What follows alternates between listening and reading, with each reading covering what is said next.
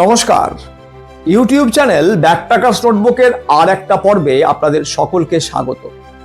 এই video shooting করার ঠিক খানিকক্ষণ আগে আমি আমার হোয়াটসঅ্যাপে একটি মেসেজ পাই, যেটি তুহিন শুভ্র ঘোষ মহাশয় কলকাতা থেকে করেছেন। তিনি কৃতজ্ঞতা প্রকাশ করেছেন এবং ধন্যবাদ জানিয়েছেন যে আমার চ্যানেলের ভিডিও দেখে উনি সেই কনফিডেন্সটা পেয়েছেন, যার ফলে উনি নিজে ইউরোপ ভ্রমণে যাওয়ার পরিকল্পনা করেছেন without the aid of any kind of travel agent or travel agency. আমার চ্যানেলের ভিডিও দেখে তার মনে হয়েছে যে ইউরোপ ভ্রমণ পরিকল্পনা থেকে এক্সিকিউশন সবটাই নিজে করা সম্ভব, যদি নিজের উপরে সেই আস্থা থাকে এবং প্রথমে নিজেকে আগে বিশ্বাস করতে হবে যে এটা নিজে করা সম্ভব। শুধু তুহিন শুভ্র ঘোষ মহাশয় নয়, এরকম আরও বেশ কিছু মানুষ আমার ভিডিও দেখে অনুপ্রাণিত হয়ে ইউরোপ যাওয়ার পরিকল্পনা শুধু নয়, সেটাকে এক্সিকিউট করার জায়গাতেও এই মুহূর্তে প্রায় পৌঁছে গেছেন। আমি এনাদের কথাগুলো এই জন্য বললাম যে আগে কখনো ভাবেননি যে ইউরোপ একা একা পরিকল্পনা করে যাওয়া যায়, কিন্তু এখন তারা বুঝেছেন এবং ট্রাভেল কোম্পানিগুলোর সাথে কথা বলেও তারা এটা ফিল করেছেন যে এই ট্রাভেল কোম্পানিগুলো শুধুমাত্র লুটপাট করার জন্যই আছে। ভুলভাল প্যাকেজ বিক্রি করে, আপনার সময় নষ্ট করে এবং আপনার অর্থ এর মধ্যে দিয়ে বেরিয়ে যায়। হ্যাঁ, এটা ঠিক যে আমার ভিডিওতে ভিডিও এডিটিংয়ের দারুণ কোনো মুনশিয়ানা নেই, না আছে সাউন্ড কোয়ালিটি এডিটিংয়ের মুনশিয়ানা। তাই আমার ভিডিও হয়তো খুব বেশি দৃষ্টিনন্দন নয়, কিন্তু আমার ভিডিওতে ঠাসা রয়েছে ইনফরমেশন এবং সব সত্যি ইনফরমেশন, সব অথেন্টিক ইনফরমেশন। আমি যা যা কথা বলছি আই স্ট্যান্ড উইথ ইট, এরকম নয় আমি ফাঁকা আওয়াজ দিচ্ছি। যা যা বলছি সমস্তগুলো কিন্তু আমি আপনাদেরকে একদম তথ্য দিয়ে বুঝিয়ে দেখাচ্ছি। আমি ঠিক এর আগের ভিডিওতে আমি দেখিয়েছি এলপিও হলিডেজ কিভাবে আমার এক সাবস্ক্রাইবারকে স্ক্যান্ডিনেভিয়ান যে ট্যুর প্যাকেজ সেটাতে কিভাবে লুট করেছে। এক কথা বলে তাকে নিয়ে গেছে আর ওখানে গিয়ে এক এক জিনিস দেখিয়েছে। আমার ওই ভিডিওতে বেশি লোক দেখেননি, মাত্র 200 জন লোক দেখেছেন। আমি জানি যে 200 জন লোক দেখেছেন তারা কোনোদিনও ট্রাভেল এজেন্টদের সঙ্গে ইউরোপ বেড়াতে যেতে চাইবেন না, কারণ ট্রাভেল এজেন্টরা বাস্তবিকই লুট করে, আপনাকে ফাঁদ পেতে রেখেছে, নানা রকমের চাকচিক্য, নানা রকমের জিনিস দেখিয়ে শুধুমাত্র লুট করার জন্য আপনাদেরকে নিয়ে যায়। যা জানতে চান এই ডাক্তার ভদ্রলোক কিভাবে এই এলপিও হলিডেজের দ্বারা প্রতারিত হয়েছেন, তাদেরকে অনুরোধ করব, দেখুন আই বাটনে আমি এর লিঙ্ক দিয়ে দিয়েছি, সেটাতে ক্লিক করুন এবং ভিডিওটা একবার দেখুন। শুধু নিজে দেখা নয়, তাদেরকেও দেখান যারা ইউরোপ সহ বিশ্বের অন্যান্য দেশ ট্রাভেল কোম্পানিগুলোর সাথে বেড়াতে যেতে চাইছেন। ব্যাকপ্যাকার্স নোটবুকের এক এবং একমাত্র লক্ষ্য সাধারণ মানুষকে এই ট্রাভেল কোম্পানিগুলোর লুট এবং ফাঁদ থেকে বাঁচানো। তাই যারা এই ভিডিও দেখছেন তাদের এটা দায়িত্বের মধ্যে পড়ে আরও মানুষকে সচেতন করার, যে তারা ট্রাভেল কোম্পানিগুলো ছাড়া নিজেরাই ইউরোপ সহ বিশ্বের যে কোনো দেশকে ঘুরে আসতে পারবে। আজকের এই ভিডিওতে আমি সুইট ট্রাস্ট হলিডেজের একটা ট্যুর প্যাকেজ আপনাদের সামনে তুলে ধরব। যারা ইউরোপ বেড়াতে যাওয়া সম্বন্ধীয় গুগলে সার্চ করেছেন তাদের নজরে নিশ্চয়ই এই সুইট ট্রাস্ট হলিডেজের নাম সর্বাগ্রে এসে থাকবে। এই সুইট ট্রাস্ট হলিডেজ তাদের যে প্যাকেজটা সবচেয়ে বেশি করে প্রমোট করছে এই মুহূর্তে ফেসবুকে এবং ইউটিউবে, সেটা হচ্ছে 11 ডেজের একটা লাক্সারি ইউরোপ ট্যুর প্যাকেজ। এই ট্যুর প্যাকেজটাকে আমি একদম কমপ্লিট অ্যানালিসিস করে আপনাদের সামনে তুলে ধরবো। সমগ্র ভিডিওটা দেখুন, বুঝতে পারবেন এরা এই ট্যুর প্যাকেজের নামে আপনাকে কি করছে। শুধুমাত্র যে টাকা নষ্ট হচ্ছে আপনার তাই নয়, আপনার সময়ও নষ্ট হচ্ছে এবং আপনি ইউরোপের সেরা জায়গাগুলো ঘুরছেন না, এমনকি আপনি যে তৃতীয় ক্যাটাগরির শহরগুলোতে যাচ্ছেন সেখানকার যে সেরা জায়গাগুলো সেগুলোও আপনাকে নিয়ে যাচ্ছে না। অনুরোধ করছি সমগ্র ভিডিওটা একটু ধৈর্য নিয়ে দেখুন। যদি সত্যি করেই ইউরোপ বেড়াতে যাওয়ার স্বপ্ন দেখেন তাহলে অবশ্যই আমার চ্যানেলে যে যে ভিডিওগুলো আছে সেগুলো সবগুলো দেখুন। আপনার নিজের মধ্যে একটা কনফিডেন্স তৈরি হবে এবং আপনি নিজে বুঝতে পারবেন যে ইউরোপ ভ্রমণ করা নিজেই সম্ভব, নিজেই প্ল্যানিং করে নিজেই এক্সিকিউট করা সম্ভব। এখানে এমন কিছু বড় ব্যাপার নেই যেটাতে ট্রাভেল এজেন্সিদের সহায়তা নিতে হবে। আসুন আর দেরি না করে শুরু করা যাক সুইট ট্রাস্ট হলিডেজের এই ট্যুর প্যাকেজটা নিয়ে বিস্তারিত আলোচনা।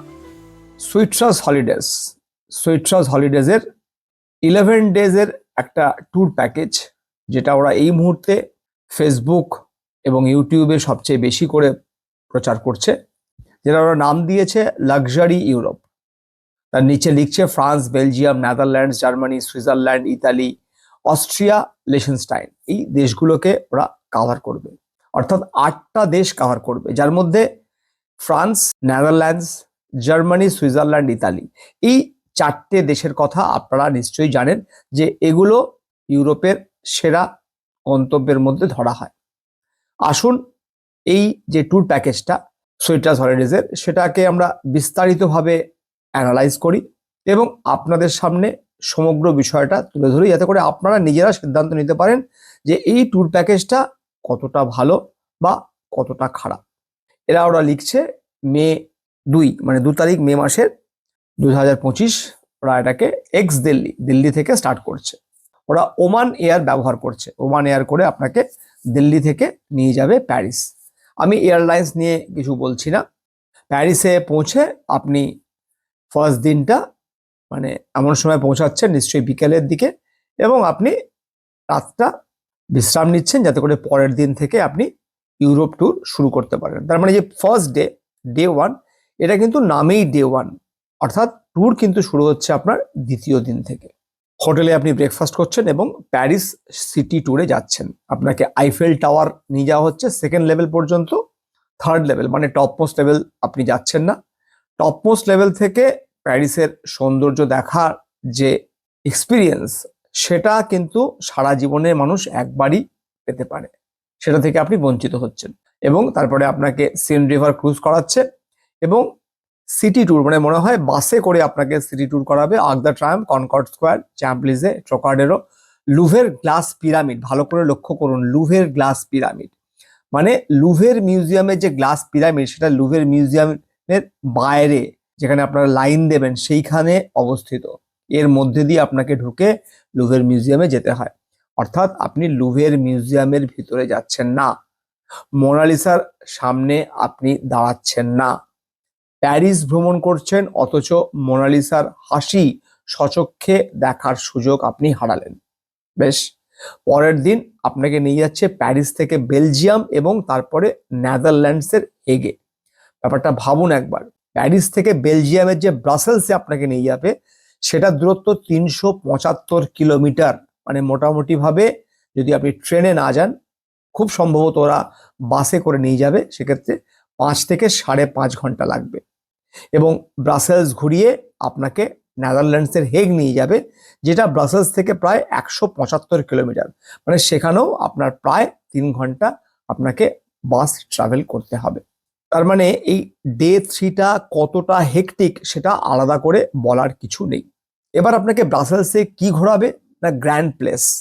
গ্র্যান্ড প্লেসটা আসলে কি না, এটা একটা স্কোয়ার, মানে একটা চক, চারিদিকে বড় বড় বিল্ডিং রয়েছে। সেটা একটা ফ্রি এলাকা যেখানটা আপনি ঘুরতে পারবেন। আর আপনাকে কোথায় নিয়ে যাবে না, আপনাকে ম্যানিকেন পিস, এটা হচ্ছে একটা বাচ্চা ছেলে, এটা জগৎ বিখ্যাত একটা স্থাপত্য, ব্রোঞ্জের স্থাপত্য, সেটা আপনাকে দেখাবে। এটাও আপনি বাইরে থেকে দেখবেন, মানে এখানে কোনো টিকিট কাটার কোনো প্রশ্ন নেই। তারপরে আপনাকে ওই ওয়াকিং থ্রু ওল্ড সিটি, পুরনো শহরের মধ্যে দিয়ে হাঁটিয়ে একটা ট্যুর করাবে, যেটাও ফ্রি। এবং তারপরে আপনাকে অ্যাটোমিয়াম দেখাবে, সিম্বল অফ পিস। এটা হচ্ছে শুধু ফটো স্টপ, মানে ওখানে শুধু ফটো তোলার জন্য আপনি দাঁড়াবেন। এবং তারপরে আপনি আবার 175 কিলোমিটারের মতো ট্রাভেল করে হেগে পৌঁছাবেন। হেগ হচ্ছে নেদারল্যান্ডসের দুটো রাজধানীর একটা। আপনারা হয়তো অনেকে জানেন যে নেদারল্যান্ডের দুটো ক্যাপিটাল আছে, একটা হচ্ছে আমস্টারডাম আর একটা হচ্ছে হেগ। আমস্টারডাম হচ্ছে অফিসিয়াল ক্যাপিটাল আর হেগ হচ্ছে অ্যাডমিনিস্ট্রেটিভ ক্যাপিটাল। অর্থাৎ সারাদিনে প্রায় 550 কিলোমিটার ট্রাভেল করে আপনি হেগে পৌঁছালেন। হেগে কিন্তু আপনাকে কোনো কিছু ঘুরিয়ে দেখাবে না, অর্থাৎ আপনি ট্রাভেলিংয়েই মানে বাসেই থাকবেন খুব কম করে হলেও 6 থেকে 6.5 ঘন্টা। হেগে শুধু রাত্রিটুকুনি থাকছেন, তারপরের দিনকে আপনি বেরিয়ে পড়ছেন। সকালবেলাতে হোটেল থেকে বেরিয়ে পড়ছেন, কোথায় যাচ্ছেন না আমস্টারডাম। আমস্টারডাম যেতে আপনার সময় লাগবে মোটামুটি ভাবে 1.5 ঘন্টা, ডিস্টেন্স 64 কিলোমিটার। এবং এখানে আপনাকে প্রথমে নিয়ে যাচ্ছে কুইকেনহফ or জানসি Shan's উইন্ডমিলস and village factory. এখানে বলে রাখি যে কুইকেনহফ একটা বিখ্যাত টিউলিপ গার্ডেন এবং মে মাস খুব আইডিয়াল সময়, এবং আপনি নিশ্চিতভাবেই ফুল ব্লুম অবস্থায় টিউলিপ ফ্লাওয়ার দেখতে পাবেন। যদি আপনাকে কুইকেনহফ না নিয়ে যায়, তাহলে জানসি শান উইন্ডমিলস দেখাতে নিয়ে যাবে, যেটা একটা বলতে পারেন ফিশিং ভিলেজ। এরপরে আপনাকে আমস্টারডামের সিটি ট্যুর করাবে, covering Dam Square, Royal Palace, Nieuwe Kerk এবং দ্য ওয়ার মেমোরিয়াল। এখানে বিশেষভাবে বলে রাখা দরকার যে আমস্টারডামের সবচেয়ে গুরুত্বপূর্ণ বা মোস্ট ভিজিটেড প্লেস হচ্ছে রিজক মিউজিয়াম, ভ্যান গগ মিউজিয়াম এবং আনা ফ্রাঙ্কের হাউস। টিউলিপ গার্ডেন ছাড়াও এই তিনটে জায়গা অবশ্যই আমস্টারডামের দ্রষ্টব্যের মধ্যে পড়ে, কিন্তু এগুলোর কোনোটাতেই আপনাকে নিয়ে যাচ্ছে না। Amsterdam is known for its canals, আপনাকে ক্যানেল ট্যুরও করাচ্ছে না। অর্থাৎ আমস্টারডাম আপনি নামেই যাচ্ছেন, আমস্টারডামের যে প্রকৃত সৌন্দর্য সেটা কিন্তু শুধুমাত্র টিউলিপ গার্ডেন্সের মধ্যে সীমাবদ্ধ নেই। এখানে আপনি যাচ্ছেন অথচ অ্যানা ফ্রাঙ্কের হাউস যাবেন না, দ্বিতীয় বিশ্বযুদ্ধের সময়কার সেই ভয়াবহ ঘটনার সাক্ষী হবেন না, এটা ভাবাই যায় না। আপনি ভ্যান গঘের মতো আর্টিস্টের মিউজিয়াম দেখবেন না, এটা ভাবাই যায় না। অর্থাৎ আমস্টারডামের যে চারটে আসল দ্রষ্টব্য তার মধ্যে তিনটেতেই আপনি পা রাখছেন না। তারপরে আমস্টারডাম থেকে আপনি 439 কিলোমিটার ট্রাভেল করে পৌঁছাচ্ছেন জার্মানির ফ্র্যাঙ্কফার্টে। আপনি রাতটা ফ্র্যাঙ্কফার্টেই থাকছেন, অর্থাৎ 439 কিলোমিটার, মানে কম করেও আপনার 8 ঘন্টা বাস যাত্রা করে আপনি ফ্র্যাঙ্কফার্টে একদম বিধ্বস্ত হয়ে পৌঁছাবেন। তার কারণ তার আগের দিন কিন্তু আপনি আমস্টারডামে যথেষ্ট পরিমাণে ঘোরাঘুরি করেছেন, গার্ডেনে, টিউলিপ গার্ডেনে আপনি ঘুরেছেন এবং আপনি অত্যন্ত এক্সস্ট থাকবেন। সেই অবস্থাতে 8 ঘন্টা আপনি বাস জার্নি করে আপনি পৌঁছাবেন ফ্র্যাঙ্কফার্টে। পরের দিনটা আপনার বরাদ্দ থাকছে ফ্র্যাঙ্কফার্ট ভ্রমণের জন্য। আশা করি এটা আপনারা সকলেই জানেন যে জার্মানির যে সেরা তিনটে শহর তার মধ্যে ফ্র্যাঙ্কফার্ট আসে না। আপনি বার্লিন যাচ্ছেন না, আপনি মিউনিক যাচ্ছেন না, আপনি যাচ্ছেন ফ্র্যাঙ্কফার্ট। কেন ফ্র্যাঙ্কফার্টকে এই ট্যুরের মধ্যে তারা রেখেছে? তার একটাই উত্তর, তারা যে রাস্তা ধরে যাবে সেই রাস্তার মধ্যে এই জার্মান শহরটা পড়বে এবং জার্মানির একটা ফ্লেভার আপনার ট্যুর আইটিনারিতে দেওয়ার জন্য, এবং বলা যে আপনি জার্মানিও গেছেন আপনার ট্যুর আইটিনারিতে, আপনার কাছ থেকে বেশি টাকা সেক্ষেত্রে তারা ক্লেম করতে পারবে, তার জন্য এই ফ্র্যাঙ্কফার্টকে এই ট্যুর আইটিনারির মধ্যে গুঁজে দিয়েছে। খুব সহজ ভাষায় বললে গুঁজে দিয়েছে, কারণ ফ্র্যাঙ্কফার্টে এমন কিছু নেই যেগুলো দেখার জন্য আপনাকে ইউরোপ ভ্রমণে যেতে হবে। ফ্র্যাঙ্কফার্টের সেরা আকর্ষণ একমাত্র যে মেইন রিভার বলে যে রিভার এই ফ্র্যাঙ্কফার্টের উপর দিয়ে গেছে, সেই মেইন রিভার ক্রুজ হচ্ছে ফ্র্যাঙ্কফার্টের একমাত্র আকর্ষণ। এরপরে আপনাকে ফ্র্যাঙ্কফার্ট থেকে আপনি যাচ্ছেন সুইজারল্যান্ড, সুইজারল্যান্ডের লুসার্নে যাবেন। প্রায় 425 কিলোমিটার ট্রাভেল করবেন, মানে that will take round about 7 hours. Lucerne অবশ্যই সুইজারল্যান্ডের একটা অন্যতম সেরা আকর্ষণ।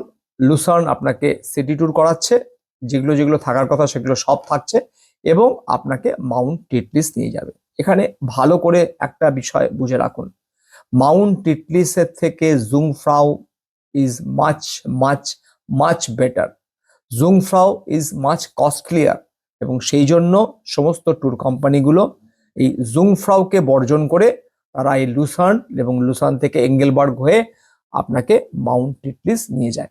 এটা ভালো করে বুঝে নিন। সপ্তম দিনে আপনি লুসার্ন থেকে ব্রেকফাস্ট করছেন, ব্রেকফাস্ট করে আপনি চলে যাচ্ছেন জুরিক, মোটামুটি 55 কিলোমিটার্সের মতো রাস্তা। জুরিকের যে ট্যুর, সেই ট্যুরে আপনাকে কি কি করাচ্ছে না, জুরিকে explore its vibrant culture, historic old town, মানে ওল্ড টাউন যেটা সেই পোর্শনটাকে আপনি একটা ওয়াক ট্যুর করাবে। লেকের ধারে আপনি ঘুরবেন, মডার্ন অ্যাট্রাকশনস। কিন্তু মনে রাখবেন জুরিকের যে সবচেয়ে সেরা আকর্ষণ সেগুলো কিন্তু আপনি যাচ্ছেন না। গ্রসমনস্টার চার্চ, অসাধারণ একটা স্থাপত্য কলা, আপনাকে নিয়ে যাচ্ছে না। সুইস ন্যাশনাল মিউজিয়াম আপনি যাচ্ছেন না। লিন্ডেনহফ, এই তিনটের কোনোটাই আপনি নিয়ে যাচ্ছে না। মানে জুরিকের এই তিনটে হচ্ছে সবচেয়ে সেরা আকর্ষণ।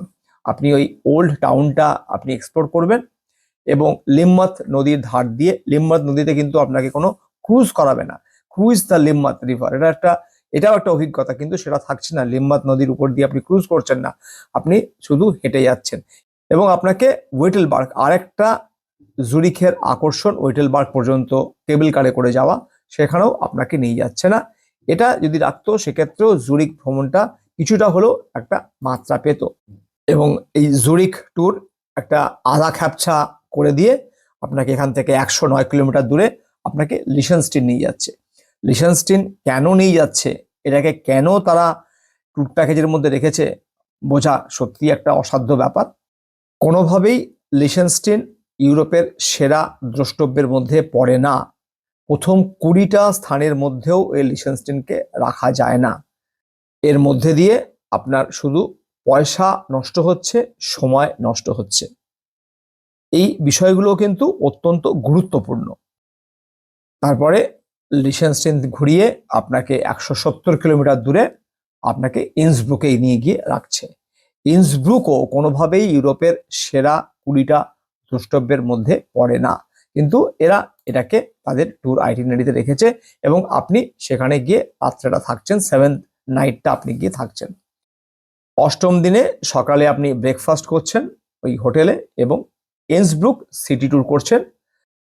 প্রথমেই জেনে রাখুন যে ইন্সব্রুক কিন্তু অস্ট্রিয়ার একটি জায়গা, যেটা ইউরোপের সেরা 30টি ট্যুরিস্ট অ্যাট্রাকশনসের মধ্যেও তার স্থান হয় না। এবং ইন্সব্রুকেও যে আপনাকে নিয়ে যাচ্ছে সেটা কিন্তু যে ইন্সব্রুকের যে ফেমাস যে জায়গাগুলো সেখানে কিন্তু আপনাকে নিয়ে যাচ্ছে না। ইন্সব্রুকের সবচেয়ে ফেমাস হচ্ছে ride to the Nordkette cable car ride, এটা আপনার ট্যুরে রাখছে না।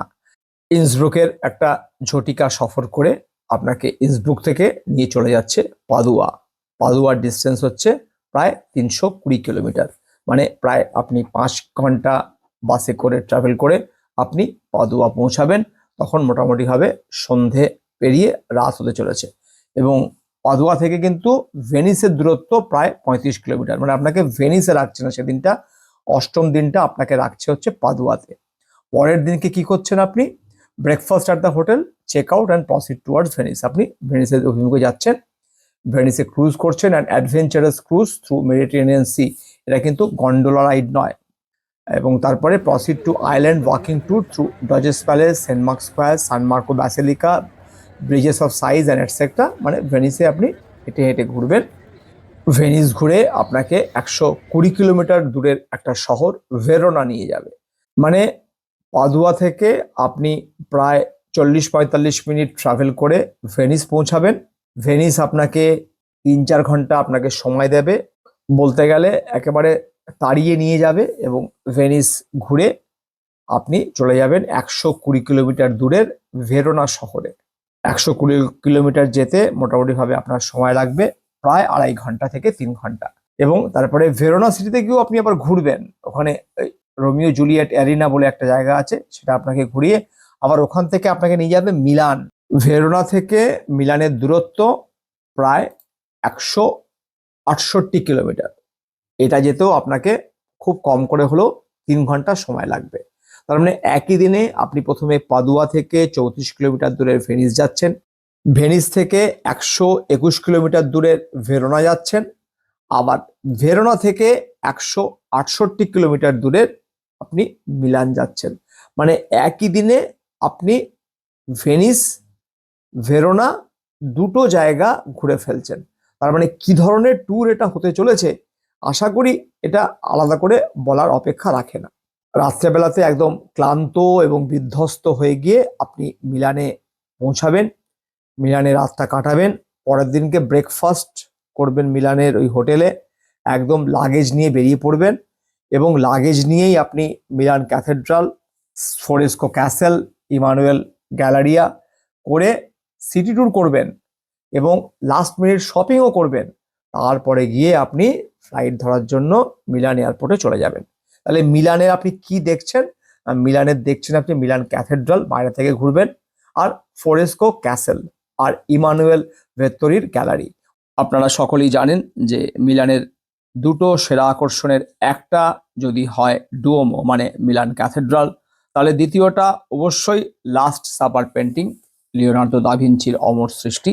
সেটা কিন্তু আপনার ট্যুর আইটিনারিতে থাকছে না, থাকা সম্ভবও নয়। কারণ এত অল্প সময়ের মধ্যে যে যে জায়গাগুলোকে তারা বলছে সেগুলো কোনোভাবেই লাগেজ নিয়ে কমপ্লিট করা সম্ভব নয়। শুধুমাত্র ওই যাওয়াই হবে, এর বেশি কিছু নয়। আর লাস্ট সাপার পেন্টিং আপনার না দেখেই ফিরে আসতে হবে মিলান থেকে। অর্থাৎ আপনারা নিজেরাই বুঝতে পারছেন যে এই ট্যুরগুলো প্রকৃত অর্থে আপনাদেরকে মানে একদম বোকা বানিয়ে মূল আকর্ষণগুলো না দেখিয়ে টাকা লুট করার একটা দারুণ সুন্দর ফাঁদ। এবার আপনি এই ফাঁদে পা দেবেন কিনা এটা আপনার নিজস্ব ব্যাপার। ভাবুন, আপনি এক এক দিনে কোনোদিনও আপনি 500, কোনোদিনও 600 কিলোমিটার ট্রাভেল করছেন, মাঝখানে দুটো শহর ঘুরে ফেলছেন এবং সেই শহরগুলোর সেরা দ্রষ্টব্যগুলোও দেখে ফেলছেন। এটা কি বাস্তবিকই সম্ভব?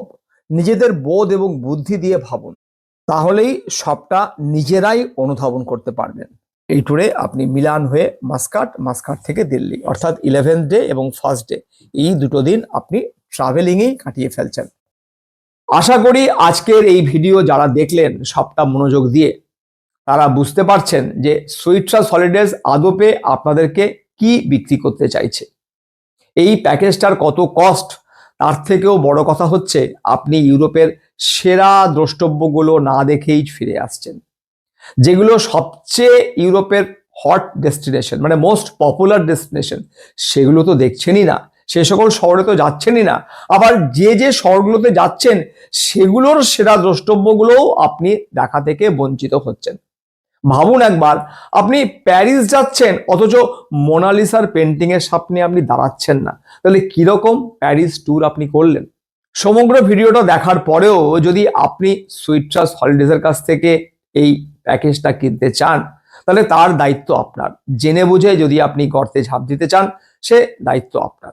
তবে হ্যাঁ, আপনারা যদি মনে করেন নিজেরা ইউরোপ বেড়াতে যাবেন, নিজে পরিকল্পনা করবেন, তাহলে সমস্ত রকমের সহায়তা দেওয়ার জন্য আমি সব সময় প্রস্তুত। না, এর জন্য আমি কোনো রকমের কোনো চার্জ নিই না। আমি দেখুন স্ক্রিনে আমার ফোন নাম্বার দিয়ে রাখছি, এখানে আপনারা সরাসরি কল করতে পারেন বা আমাকে হোয়াটসঅ্যাপ মেসেজ করতে পারেন। সবটাই আমার একমাত্র লক্ষ্যের একটা পার্ট, যে আমি চাই সাধারণ মানুষ নিজেরা পরিকল্পনা করে ইউরোপ সহ বিশ্বের যে কোনো দেশ ঘুরে আসুন। যারা আজকে আমার চ্যানেলে প্রথমবার এসেছেন কিংবা যারা এখনো চ্যানেলটিকে সাবস্ক্রাইব করেননি, তাদের কাছে বিনীত আবেদন, চ্যানেলটি সাবস্ক্রাইব করার পাশাপাশি বেল আইকনটিও প্রেস করতে ভুলবেন না। আর হ্যাঁ, শেষ যে কথাটা আপনাদেরকে বলতে চাই সেটা হচ্ছে, নিজে আস্থা রাখুন, ইউরোপ ট্যুর নিজে করা সম্ভব। নিজে যদি আপনি এই বিশ্বাসটা অর্জন করতে না পারেন, নিজেকে যদি কনফিডেন্স না দিতে পারেন, তাহলে কিন্তু কখনোই এটা করতে পারবেন না। ধন্যবাদ, ভালো থাকবেন এবং নিজেদের তৈরি করুন ইউরোপ সহ বিশ্বের যে কোনো দেশ নিজেরা ভ্রমণ করে আসতে পারেন তার জন্য।